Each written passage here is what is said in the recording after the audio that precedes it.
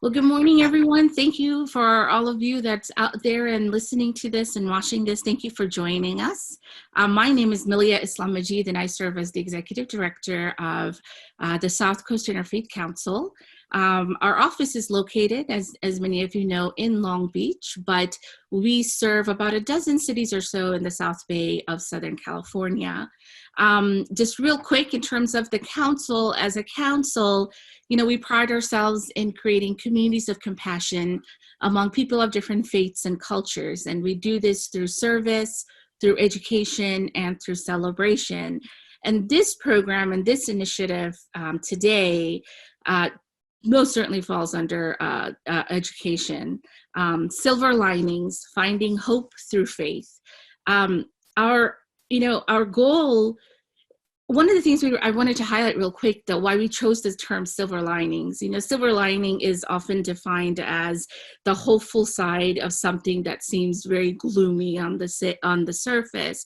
And this pandemic that we're all going through is certainly beyond just that. So we really wanted to kind of show another narrative where people are seeing the positives or the hope-filled aspects of dealing with what's happening right now. So our goal of this whole series is to highlight how different faiths are finding the silver linings from within their faith traditions.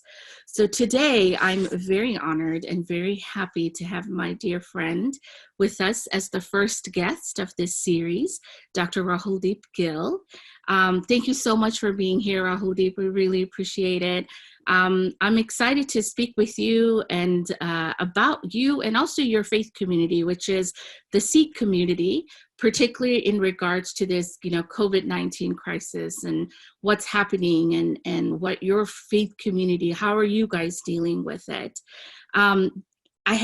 There's a lot that I want to talk to you about. So what I'd really like to do is just kind of dive right in. So to start out with, I'd love for you to just share a little bit about yourself. Oh, okay, yeah. My name is Rahuldeep Gill, and I'm coming at you from lovely Canoga Park, California. This is the matrix behind me. It's not really real. It's not really how my office looks. It's not messy like this. I just made a fake background to show you. I'm a professor at California Lutheran University. I teach in the religion department, Cal Lutherans in Thousand Oaks mainly. We also have a seminary in the Bay called Pacific Lutheran Theological Seminary. Sometimes I go up there. I was a visiting professor at the Graduate Theological Union in Berkeley. And I have a book out called Drinking from Love's Cup, which you can see the title there and the cover, Surrender and Sacrifice in the Vars of Bhai Gurdas Balla. It's a book of poetry translations from the earliest Sikh tradition. You see a cup on there with inscriptions in the Persian Arabic script. That is not typically the script Sikhs use, but there's a subversive reason that I have that as the cover. Only way you can find out is if you mortgage your home and buy the book. Costs, way too much money. I'm trying to work with a publisher to bring down the costs in the future. And I have two kids, 8 and 6, a boy and a girl. I am married to a lovely wife, Rachna, and my mom is with us in these COVID times. My dog is in his crate, so if he sees a cat, he might start barking and I might have to go shut him up. I apologize for that in advance. I like long walks in the beach, long walks in the woods. I've been taking a lot of long walks lately, like a lot of people. And having your mom live with you means that she's always telling you not to take long walks because the virus will get you. So that's something that I'm struggling with right now. Even, Rahuldeep, I think even if your mom doesn't live with you, she'll still constantly remind you, as my mom does when I speak with her every night. She's in Missouri, so I guess it's just a mother's nature of protection. I think one interfaith thing that I'm sure all South Asians, at least South Asians, have in common across Islam, Buddhism, Christianity, communism, Sikhism, atheism, Jainism, is jokes about our parents. That's true. Very, very, very true. And we spend a lot of time doing that, and I will pay for it. Yes, dear kids. Yeah, well, karmically, yes. No, I'm just saying even more immediately. Yeah, mom's gonna kick my butt. Oh dear.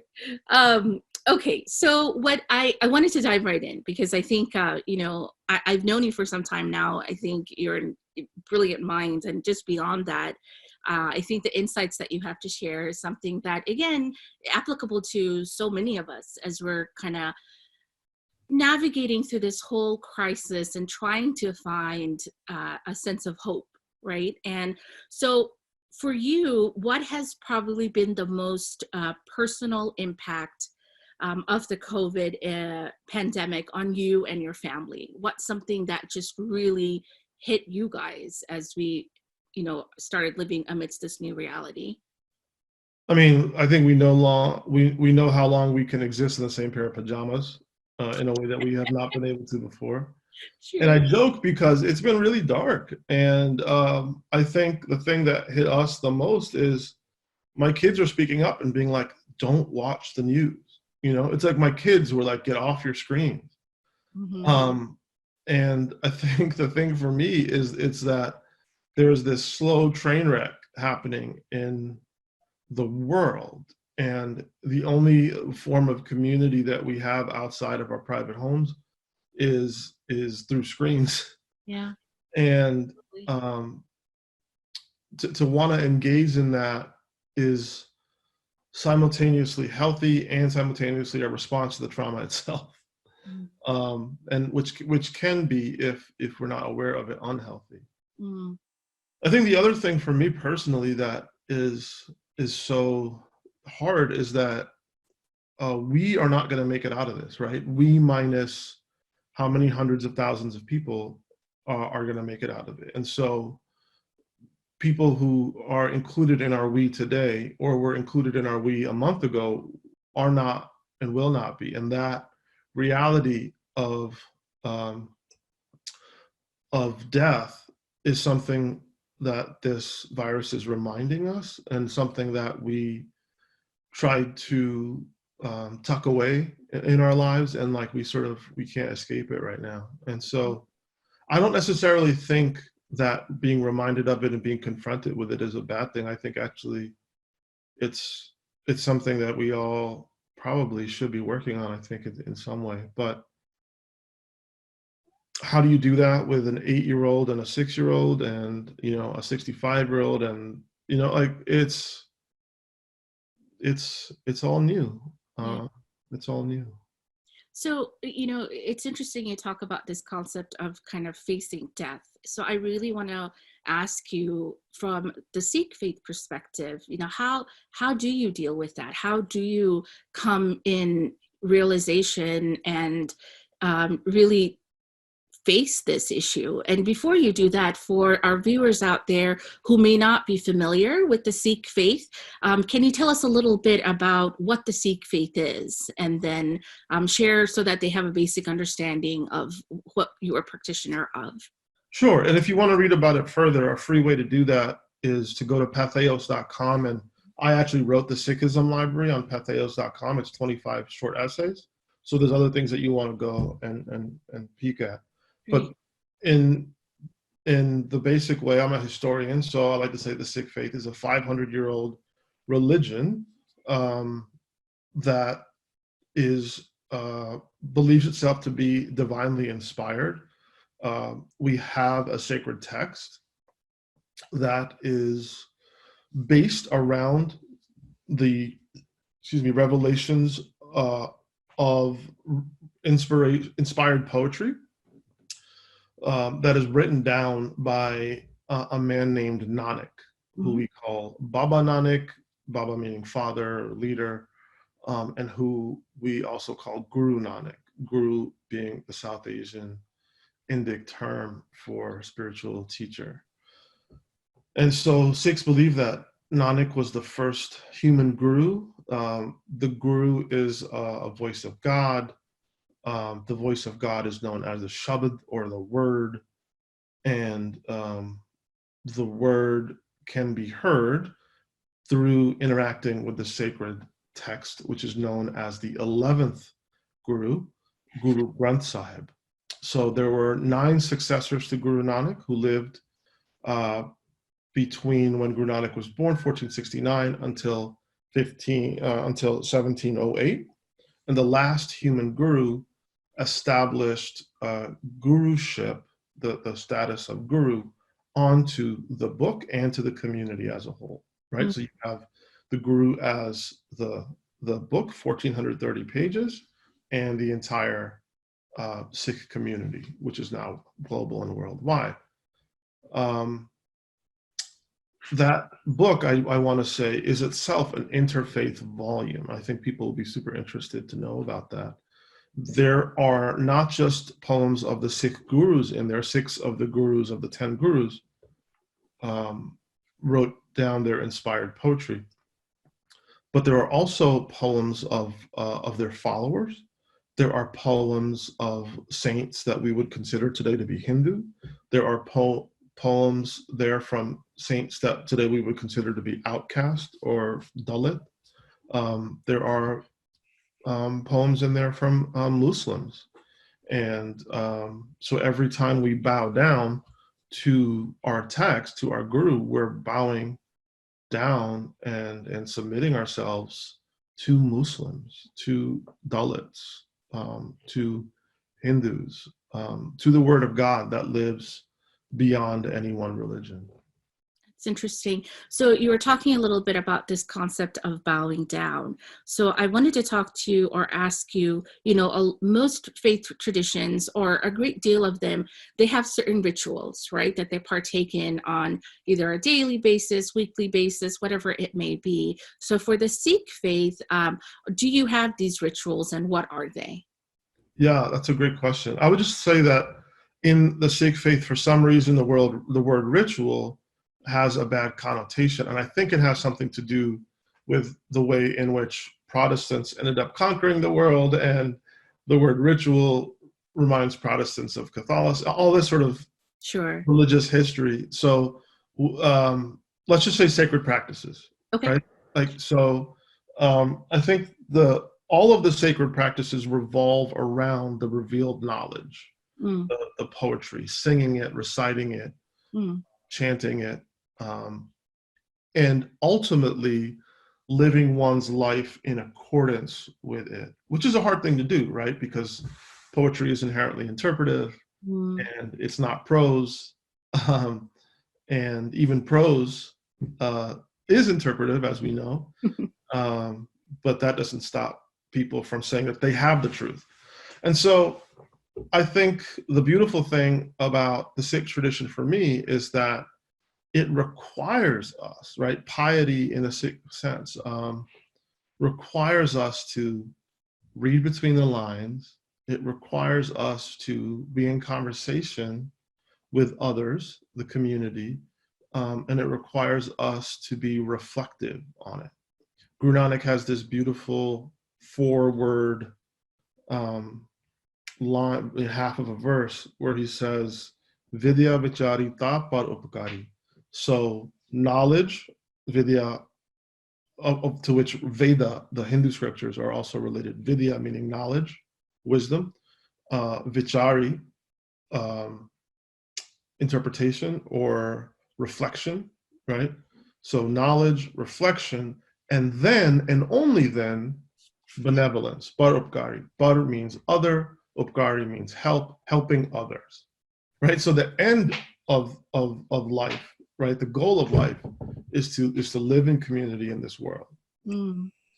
But one can only do that if one is in conversation with divine knowledge, and vichar, reflection on that in our bodies, in our own hearts, is what is required. That is done individually, that is done in community.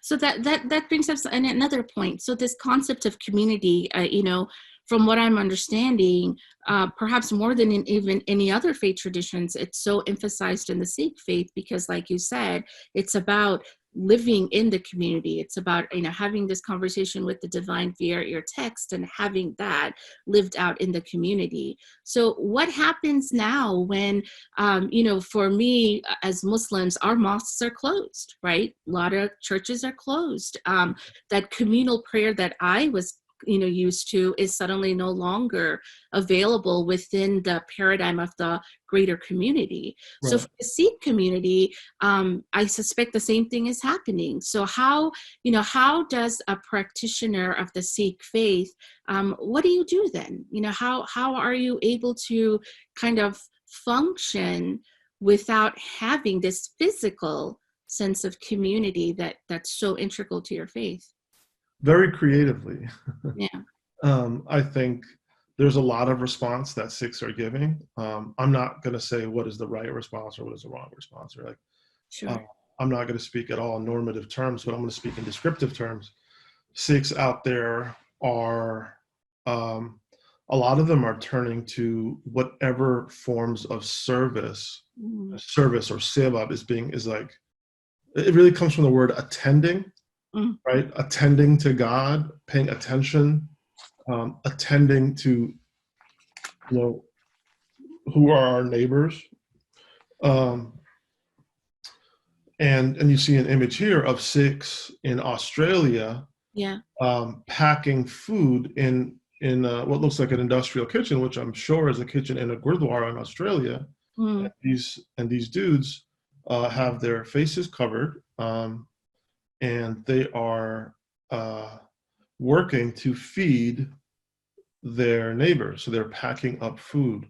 And so the Sikh concept of langar, which is actually a Sufi word, which means kitchen or meal, communal kitchen. It's a word that comes to us from the Islamic tradition. That concept is a core institution in Sikh life. Here you have Sikhs in Santa Ana, California, right? In SCIC's own backyard, packing boxes full of styrofoam packages to go and feed people hot meals. So this is one major response that Sikhs are doing. Again, this is that baropkari, that benevolence, right? Like we can't, if we're living with the word, it's got to come out, right? And it's got to come out hopefully in benevolent acts. And this is one thing that you see Sikhs doing all over the world. I personally am not risking my life as much as like these brave people are, but my spouse and I, our conscience is certainly piqued right now, and we're finding places that we can actually donate, resources to, because we feel that we've been blessed and we have a ton of privilege right now, and we're finding ways to do that. And that, I think, for us is really a spiritual and religious act. I think a lot of Sikhs out there are also doing that. So there's ways to creatively engage in community, even when the bodies are not present, right? If we're not present with each other, and bodies are so important, we are still penetrated by God everywhere we go, and God is everywhere, and that is something that Sikhs believe, and so is the opportunity to attend to God. It's everywhere. So let me ask you this then: when it comes to, and again, clarify or correct me if I'm misunderstanding, but so much of Sikhism is really your own connection to the guru, to the text, right? And your constant kind of conversation with that. Now, one of the things that when we talk about faith communities, there's always, the community is always kind of looking towards a leader, right? Particularly in times of crisis, to give a sense of direction, to give a sense of, okay, this will be okay. And perhaps even on a psychological level, that's something that kind of brings a little bit of peace to one's heart, right? You have the Pope coming out and saying, hey, this is what we should do. This is okay. This is not. You have the priest of the church. You have the imams or the religious leader saying something. within the Sikh faith tradition, who's doing that? Or is it all interception? Is it each individual that are really doing that? Or can they go somewhere to seek that type of leadership? Or is that really something that isn't within the core of the faith, and so people know what to do? Yeah, I mean, I can only speak for myself, and I will use I statements here because not all Sikhs Sure. may agree with me. I don't think that there is any human leader in the faith, and I think that poses great challenges, but also great opportunities, right? Mhm. And so maybe more orthodox folks will say, no, no, no, we've got to follow this body or this committee that Mhm. has set down these rules, blah, blah, blah. Well, we're all, right, in our collectivity, we're the guru, right? So um, Guru Nanak has this beautiful poem in which he himself is sort of calling himself out for I don't know, just being very, very vulnerable as a religious leader. And he says that who should you follow? He says, the one who works, labors, um, and eats from that own labor, but also shares. That is a leader that you should follow. Mm. So we should not follow any leaders who are self-appointed leaders, Right. right? We should follow leaders who don't see a difference between self and other. And I think this concept of the self and God, or the self and other, it's particularly amplified coming out of the Protestant Reformation, I think. And I think there, in the cultures, in the sort of westernized cultures in which we live, we don't have a fluidity between self and other. And I think I like to think about, I don't know where I begin and others end, right? Mm. I mean, just think about it. Like, just run the experiment. If you were raised by wolves, you would be wolf-like, right? Like, and so we're raised by our communities. We're raised in community. We're constantly being penetrated not only by God, but by others' intentions, others' feelings. And for that reason, we have a great responsibility Mm. to each other. And so I'm really, really extremely tentative and hesitant to say that there are any leaders that we should be following in the Sikh community. That said, here I am as a Sikh, and you're interviewing me, and I'm so I'm totally aware of that irony, and would just like to say, don't take my word for it. Ask 5 other Sikhs. Sure. So when you were talking about, granted, certainly there's so much, in individual worship, individual understanding that is all reflected, like you said, in community. I wonder, however, your places of worship are closed as well. Am I correct in assuming that? A few weeks ago, I took a poll. I called around to the gurudwaras. Gurudwara means house of the guru. Mm-hmm. And there's one a few miles from here. And a few weeks ago, what I gleaned from that kind of quick survey was that some of them are locked. Mm-hmm. Some of them have their doors open for people to come in and hear the word, or just sit there in peace. But none of them are carrying on as typical. Okay. And when you say as typical, can you explain that a little bit? Yeah, none of them that I know of are serving food Mm-hmm. in the Gurdwara, as far as I can see around Southern California. And indeed, the LA County Board of Health, has said that, like, for all religious organizations to not congregate. And so I hope folks are following that, even as difficult as that may be. Mm. So aside from the feeding, which is such a central component, because again, it's that, it's some of this example of the benevolence, right? That you're sharing, you're caring for those around you. I wanted to ask, within your Sikh community, do you also have, say, within the Muslim community, we have things called halakas, right, where people gather together and will talk and study the Quran, or Bible studies in the Christian community. Were there similar things that were happening in the Sikh community in a physical sense, a group of people coming together? And if so, how is it happening now? Well, I think the main thing that Sikhs come together for is to sing Right. the scripture and to hear it, right? So music is a central part of the tradition. And I mean, there's just YouTube everywhere. There's just iTunes, and people are downloading their kirtan, singing of the hymns. And so I think there's a lot of opportunity for folks to hear things in a way that wasn't there 500 years ago, because of the way recordings are structured. That said, a recording is just a recording, right? Being there and being with other bodies, and seeing something that will never happen again, that's everything, right? That's living in the moment. So I think folks are doing what they can, and Sikhs are very, very practical people, right?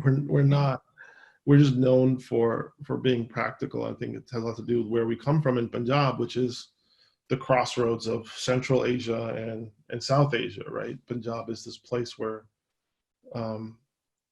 continents touch each other, and we're really kind of a down to basics kind of people. We don't really spend a lot of time theologizing and fretting and worrying. They just flow, man. They flow like the 5 rivers for which Punjab is named. So if someone, say one of the members that are viewing this, if they want to hear an example of these kind of devotional, the singing of the scriptures, where could they find that? What's the place? Just Google Sikh Kirtan, Kirtan, and you'll find men, women, with instruments, no instruments, wind instruments, accordion type instruments, so a lot of string instruments, almost always a tabla, sort of drums. Really easy to find in Google. Okay, great. So I know that the Sikh community will be celebrating Vaisakhi. Exactly. Quite soon. So can you tell us a little bit about this holiday and how it's usually honored, and how it might be different this year because of the pandemic?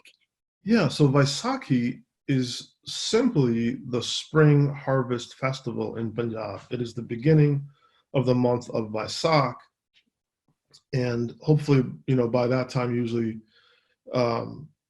the crops that were planted in the winter, right, are being harvested. And so it's a time of celebration because, majority of Sikh populations historically came from rural backgrounds. So it's a rural spring harvest festival. What happened historically in the time of the 10th Guru, who was the last human Guru, the 10th Guru used a Vaisakhi celebration, according to Sikh sort of sacred story, to do a couple really, really important things to end the human guru lineage.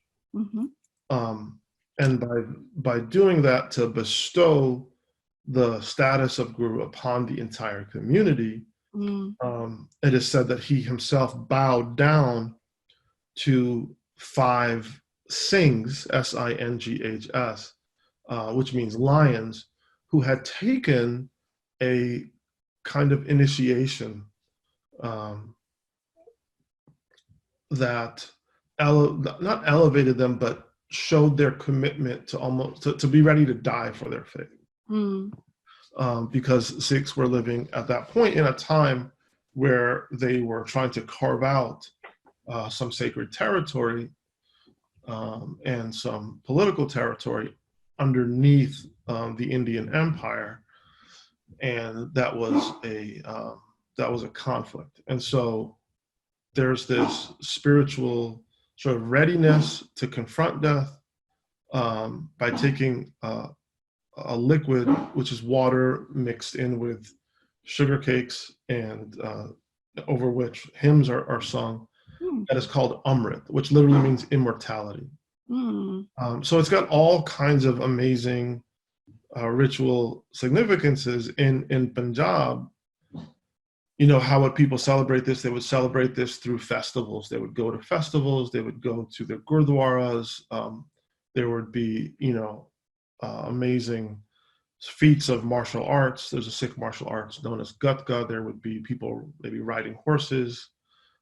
There would be a lot of food, a lot of music, a lot of singing.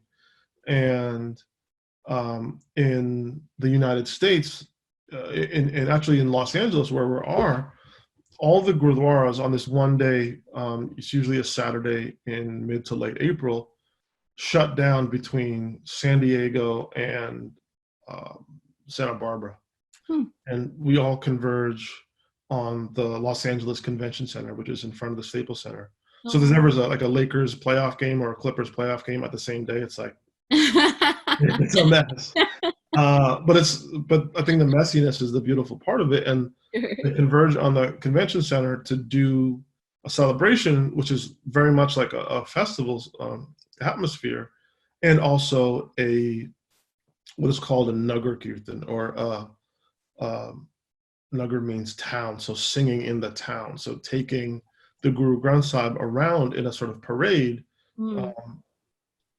with sort of Sikh martial artists doing crazy feats with swords and other, weaponry, and giving out a lot of food, right? You can't do that right now. So everybody, so 10,000 people will have in our neighborhood will have that annual thing taken away from them this year. Or we can say that they'll have it postponed until maybe when Guru Nanak's birthday, the first Guru's birthday, is celebrated in November, or until next year, hopefully, when we'll have, a treatment for the spread of this disease. So is there anything that's being done in its place? Like, I know the virtual world can never really, like you said, take the place of, that tangible human being next to you and that sense of community and what that means when you gather together, particularly for something like this. I mean, gathering together at the Staples Center, that's indicative of how many people gather. And so I know that there isn't anything that can replace that, but at the same time, are there initiatives that are being done? Or, I mean, I don't know, I guess I just wonder, because this is obviously a significant thing and people look forward to it. So how do you still, for those who still want to partake in that celebration, are there things that are being done virtually, or community gatherings, Zoom celebration, right? Zoom is the one word that comes up all the time during this pandemic as well. So anything like that on a local level, or, certainly on a global level? I don't know. I'm looking forward to looking out for those kinds of things. We're literally flying the plane as we build it, all across all these faiths right now. I mean, I would encourage people of all faiths to get out and, Instagram, there's, do an Instagram live for a study session, let's see what you talk about privately. Let the world see it. I think these platforms that are video and audio are going to, continue to be important for several months. I don't know. Tune in next time. Again, they'll find out. So Yeah. I know that you said you have two young kids, and and obviously many people who are Sikh have kids. So I suspect this is something also that they looked forward to, as part of their heritage. And I know growing up, I didn't always understand the religious implications of things, but I knew for Ramadan, when it was iftar time and there would be a whole lot of food, that we typically don't eat because it's so unhealthy, but we eat it because it's Ramadan, which kind of goes against the whole essence of Ramadan, but that's another session in itself. But so what about the children, the kids? How are they doing? And how do you, how are they handling all of this? I can only speak for my kids. Yeah. They fight more than ever before. They also love each other more than ever before. And because they're kids, they are the ones that we should be watching to find out how to get creative and live in the moment. Mm-hmm. And so I've been struggling with that. Like, it's my kids who are telling me to get off my screen. Right. And they're out in the backyard. It's been raining, so they're looking for worms. They're swinging on their swings. We co-opt them to help, wash the furniture outside, trying to make it into a game. We're playing basketball in the front. I think I posted this Instagram picture yesterday where people can actually find me on Instagram at Rahuldeep Gill. And I posted pray crossed out with play underneath it. Mm-hmm. And I think in the spirit of what these times are telling us, I think one of the things that they're telling us is that tradition was once created, and let's create what we have right now. And the only way to do that is to play with it. And what is play? Play is activity without any kind of end, right? It's infinite in that way. It's endless, like the divine itself. It's creative, like the divine itself. So let's find new ways to play. I think let the children be our teachers for a change. It's interesting you bring that up, Rahuldeep, because I recently did a talk about Islam and what they teach in the face of crisis and whatnot. And one of the things that we realized is, as adults or as whatever, as older people, we crave this certainty, right? That what tomorrow will bring, what's the weather, what's this, how many people are coming to the party, things like that. But it's interesting, children, they don't necessarily, that's not something that they hold on to because they're so open to new experiences every day. And so it's interesting how that's also something that we can learn from our kids as we kind of navigate this whole pandemic, that it's okay to feel that we don't have to know what tomorrow will bring, that we can really enjoy this moment. And I think that's a massive teaching in Sikhism, because the only thing that we're certain of is death. Right. And that isn't gloomy. What that means is that we get to participate in God's play. The notion that God is playful is a really important part that actually often gets overlooked when men with beards are on the podium telling people how they should live their lives. That certainty is what ends up taking the place of play, and I don't think that's a good thing for faith. I don't think that's what faith is, right? I think faith is faith in not knowing the answers, and not knowing the answers is play. Not having, why do we play hide and seek? To see how many times we can win? No, we play hide and seek because we play hide and seek. Right. Am I shooting baskets out there at this age to try to make it to the NBA? Part of me thinks so. Part of me, still Sure. 12 years old and thinks so. But the other part of it is that it's just fun to try to put the ball in the hoop, man. It's fun, right? And what about the religiosity and fun? What happened to that? I think we're so stern with our faiths. Who wants that? I mean, maybe people do. I don't know. I don't. Perhaps this whole, when we talk about this kind of silver lining, this whole paradigm is an opportunity for us. I mean, I love the way that you said it, to play with God, or, be in God's play, and maybe it's, an opportunity where we're forced into doing that, really, right? Because we don't really have an alternative. We don't get in the car and go to our office and this meeting and that meeting. And so, I mean, arguably that could be one of the silver linings. Well, actually, I've been doing this Artist's Way program. People should check it out if they're interested in opening up their sort of artistic potential. Artist's Way, just Google it. It's a book. And one of the things that is being said in there is that there's a real connection between spirituality and creativity. And so many of our faiths are teaching us that God's creative power, right, is is in the moment. It wasn't just once, right? It's present with us all the time. And I don't know, there's just so much there to imagine and to think about, and new ways to imagine being faithful. You know, the the rain clouds are also pregnant with possibility, right? Mm, that's beautiful. The rain clouds are pregnant with possibility. Absolutely. So when you look at your, the text and your tradition, looking into it for those of us who aren't practitioners, who may not be, as versed into in the Sikh faith, can you offer some guidance or relief or inspiration in the current crisis, from within your faith tradition, that we can all apply to our lives right now? I mean, I think I won't give. I mean, I've given a few scriptural sort of verses. I won't talk about anything specific except to reiterate that death is a certainty, right? And life must be lived with courage in the Mm, face of that. Life must be lived with courage in the face of oppression. There is no other way. There is no way out.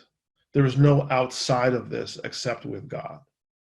Um, and I think that's there in the Christian tradition. I mean, I think today we're recording this on Easter. And I right. think for me, some of my favorite ways of thinking about Easter come from the Black Christian tradition, Mm, in which, you know, we see the body of Christ and the body of the lynched Black person as the same. And that doesn't scare folks. That gives folks the courage with which to live through mm, oppression and face death. And I think courage can be joyous. Um, Sikhs have this phrase called Chardi Kala, which a lot of people are talking about these days. It means sort of, I would say, rising spirits. There's a certain kind of indomitability in our spirit. mm, You can't conquer us. mm, Um, and I don't think that's a stern, angry thing. I think that's part of that is also fun. We're already one step away from being dominated, whether by death or by fear or by the circumstances in which we live. mm. So I think all these moments are great moments for spiritual, um, I don't know, resistance and uplift. And a lot of people are asking, where is God in this? Right, And I'm asking, where isn't God in this? right. You know, God never said that, you get a free pass in this life, right? God isn't speaking to us in that way. It's not that kind of God to me. Right. Um, but God is more present if we can take the time to get off our screens, except for this, except for the after this, Of course. after this, and be with ourselves, and be with the sounds of birds, and the smell of the grass. Like, we're gonna get through. We are through. We are getting through. Right. We're both gonna get through and not get through. I don't know. I'm philosophizing. I'm gonna shut up. No, you're right. No, I mean, I think it brings up a lot of these questions and these realizations that maybe we wouldn't have come to because we didn't have, quote unquote, the time. Right now we kind of find ourselves in this situation where there's this time on our hands and we're not running around from one place to the other, and it Mhm. calls upon us to think about these things, and that in itself can be a good thing. It can be that silver lining within this situation. But that silver lining is always with us, Right. because I believe not only is God calling us, but death is calling us. That's what something that Guru Nanak talks about, is that death is calling out to us, and one day it will call us. Mm, And in the face of that is how we live with courage, how we live with joy, um, how we live in divine grace. mm. Divine grace. So kind of tying it back to this idea of this program that we did, and I was taking notes as you were kind of going and talking, and I feel like maybe if there were tangible kind of points that our audience can come go away with, that they can apply to their lives. There's some of the things that you said that I think are really powerful, and can be kind of these bright spots or opportunities within this paradigm. The courage to live today, that it takes courage to live, and that we have that courage within us, and this is the time that's really shining, or really that's coming out, and it's being manifested in the reality that we live in. I love what you said in terms of the rising spirit. Like, this is the time when we look within ourselves as well, and that really is something that again allows us to kind of live through this quote unquote gloom. But I like the way that you also, I think you're right, I think sometimes death has this kind of scary connotation or meaning, but one of the things you kept on saying is death is the greatest reality, right? So how do you live with that and realize that it's part of God's play, and you engage in that instead of being something that you're afraid of that? And I think certainly this pandemic brings that to surface for many people.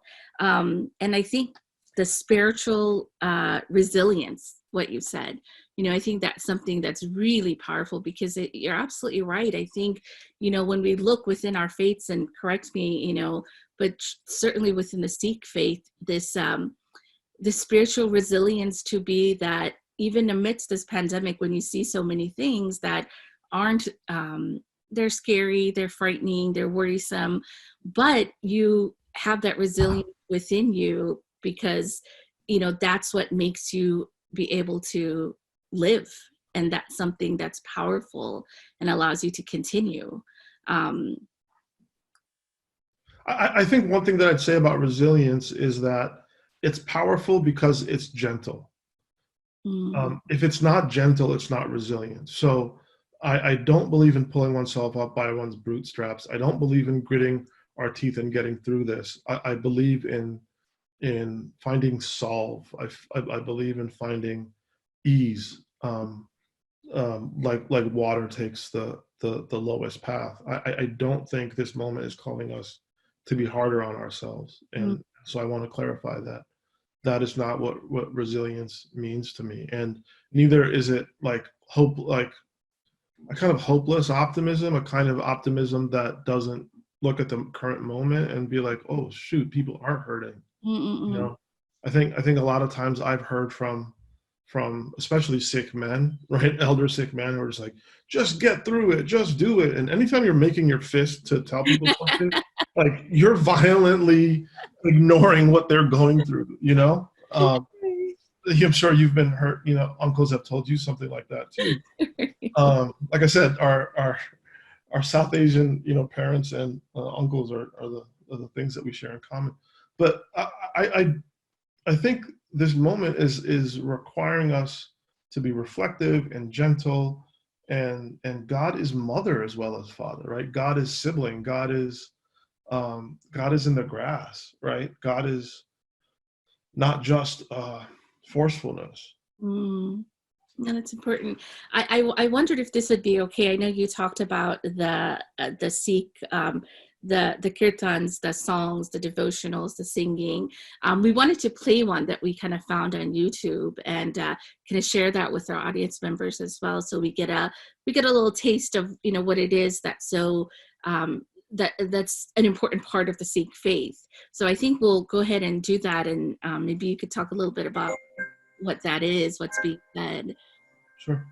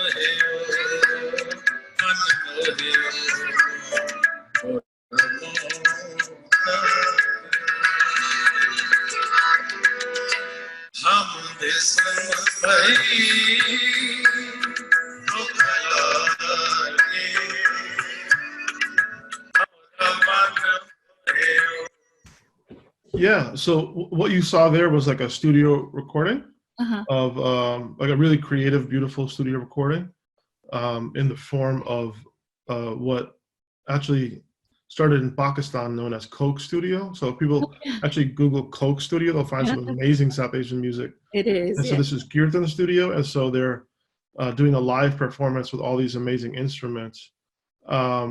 But yeah, I mean, you can see that the instruments are Western, the instruments are Punjabi, the instruments.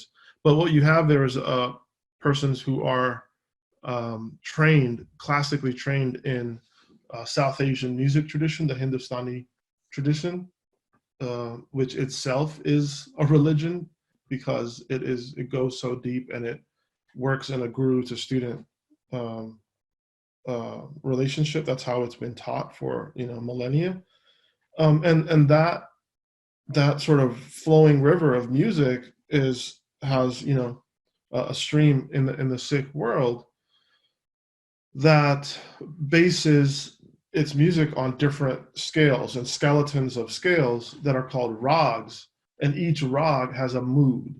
And so what you have is that a kind of a bluesy mood that's being utilized there. And the Sikh gurus, the Guru Granth Sahib itself, before every hymn, right, or every set of verses, every composition, it tells you what rag it was meant to be sung in, or what rag it was composed in. And this in the Guru Granth Sahib is actually organized by those musical schemes, most of it. And so it just shows you how important music is to the Sikh tradition. Culturally, because of the way that that society was and continues to be, it's very patriarchal. But in gurdwaras, there is no limitation to who can sing. Children, adults of all genders are allowed to participate and encouraged to participate. So, I mean, there's some really amazing women singers and artists out there as well. Would I be correct in saying that? So how, obviously, like you said, that what we just saw was a professional production that was done, but would I be correct in if I said that, similar gatherings like this happen within the home where the family comes together and they sing these, we'll say devotionals, like, am I correct in saying that? Yeah, a lot of times that's also how it happens, especially in families that are very musical. Yeah. Yeah. Okay, so we're kind of at the end of our hour, so I wanted to just kind of give you an opportunity. Is there anything else that you would like to share, just from your faith perspective, or kind of your reflection on what's going on right now, and as we look towards a time when we are finished with this pandemic? Anything that you'd like to share with us before we conclude today? Yeah, it's really important to me that people think about their life after this, not in terms of, well, I mean, one of the things, we'll run to the beach and we'll party with each other and we'll, all those kinds of things that are joyous. I mean, it's also really important to remember, maybe to journal, to remind us later, maybe to meditate on what it was like to be forced into quietude, right? And how sacred that is. I don't think it's a coincidence that many billionaires are coming up with ways for us to rush back into it. And I think one of the things that I heard in a meme is that funny thing, it's not they who make their money, it's we who make the money for them. And I think there's something really religious and spiritual in thinking outside of the normal ways of business, and of making a more godly world, of making a world that is more just, right? I like, before this, we couldn't have imagined a world in which everything was organized in the way that it is now. I would ask people, can we imagine a world in which jails are not allowed? right? Not that crime is not allowed, that prisons are not allowed. Can we imagine a world in which poverty is not allowed? And then the problem then isn't poverty. The problem then is hoarding, right? Yeah. As we're seeing in this, with the toilet paper jokes and everything. But that anti-hoarding mentality is absolutely essential to, for example, the Meccan surahs, right? God is calling us to calling out the cheats, right? And so we have this way in which the religions have sort of adapted to the times. And I think in the future, can we go back into our traditions and adapt the world to our best impulses? That's something that I want folks to imagine.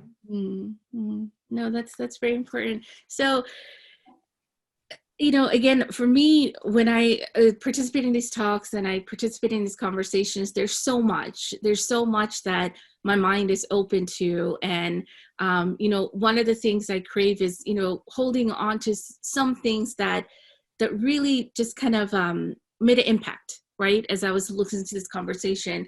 And I think, as I conclude, there's 4 things that you said, among so many other things that I talked about earlier, that I think is really powerful as well, where you said that reminder to be gentle with one another. I think that's a very powerful reminder. And I think if anything, that's something that we can learn to do during this time. I love what you said, to see God in everything around you, to know that he's here, the grass, and when you open the door, and to realize that you're not alone in this. Sacredness of quietude. You're right. We don't think about that and the opportunities that can hold. And I think when you're talking about, imagining and creating a different, quote unquote, different world post this pandemic than the world that we're in right now, and how we can use this solitude and this quietude to not imagine that and then to create it. That's something really powerful. And I think those are opportunities that exist within this pandemic that we're living through. And I thank you for shining light on that and allowing us to see that, because I think those are things that makes us deal with what's going on just a little bit easier. And I appreciate that. And if there's in the future, when we broadcast this, we'll definitely share the links to the Patheos articles that you wrote, so that people who may want to have a deeper understanding of what Sikh faith is, they can go into that and take a look, as well as the links to your books and to the devotions as well. So in the future, if there's any questions, is there an email address that people can maybe reach you at, or your Instagram? Or Instagram, or if they just go to rahuldeepgill.com, there's all these ways to contact me there. Okay. There's a blog in which I'm sort of thinking, I started it right when, right after all this stuff got shut down, because I had so much on my mind. Sure, of course. rahuldeep.com/blog. There's a few ways to contact me. Well, thank you so much, Rahuldeep. We really appreciate this opportunity to connect with you. And really, we hope that this series, one of the things that it will show is that regardless of what faith you are, we're all in this together. And I think that, there's power in seeing that, how different people are living amidst this pandemic, and how we have a sense of community, even though we're not necessarily physically able to be together. So I really, really, really appreciate your time and your knowledge and sharing what you had to share with us. Thank you so much. Thank you for thinking of me. Of course. And thank you for giving me the platform and asking these great questions, and all the stuff that you and Sarah prepared together. It's really a pleasure to be here. Of course, it's our honor.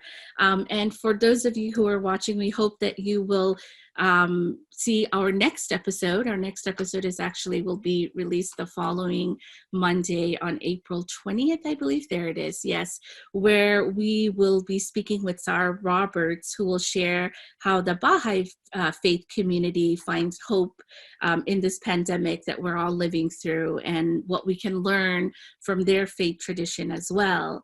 And as I conclude, I wanted to also give this opportunity to our listeners out there and our viewers out there. If you are interested in supporting the work of the council or sponsoring one of these programs, we certainly welcome that, particularly at this time.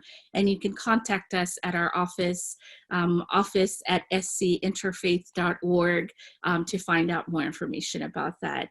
So Rahuldeep, thank you so much again.